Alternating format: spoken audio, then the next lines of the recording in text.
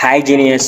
நேற்று நம்ம மசிலில் இருக்க டிஷ்யூஸ் எப்படி கேலரிஸ் பேர்ன் பண்ணுது அப்படிங்கிற ஒரு கான்செப்ட் பார்த்தோம். ஸோ இன்றைக்கி இந்த ஒரு சப்ஸ்டன்ஸ் ஆட் பண்ணி நம்ம ஃபுட்டில் சாப்பிட்றதுனால, நம்ம டயட்டில் ஆட் பண்ணுறதுனால ஸோ நம்மளோட கேலரிஸ் இன்னும் கொஞ்சம் எக்ஸ்ட்ரா பின் ஆகும். ஸோ அதை ஆட் பண்ணுறதுனால நமக்கு ஹங்கர் கொஞ்சம் கண்ட்ரோல் ஆகும். ஸோ அது வேறு எந்த ஸ்பைசஸும் இல்லை, சில்லி தான்.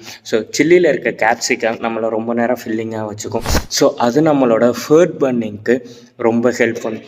ஸோ இது ஒரு சின்ன ஹெல்ப்பாக இருந்தாலும் நம்மளோட ஃபேட் பர்னிங்க்கு, ஸோ இதுவும் எப்படி இருந்தாலும் நம்மளோட ஃபேட் பர்னிங்கில் சப்போர்ட் பண்ணுறதுனால ஓவராலாக கனெக்ட் பண்ணோன்னா நம்மளோட ஃபேட் பர்னிங் இன்னும் கொஞ்சம் எக்ஸஸாக நடக்கும்.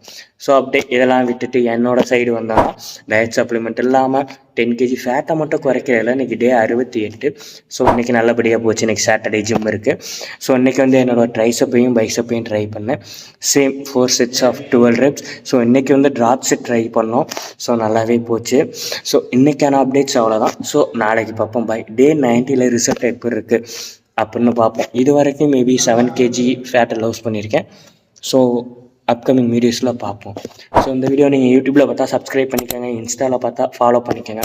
உங்கள் ஃப்ரெண்டுக்கு யாராச்சும் ட்ரான்ஸ்ஃபார்மேஷன் ஜெர்னியில் இன்ட்ரெஸ்ட் இருந்தால் இந்த வீடியோ மறந்துடாமல் அவங்களுக்கு ஷேர் பண்ணுங்கள். கன்ஃபார்மாக யூஸ்ஃபுல்லாக இருக்கும். பாய்.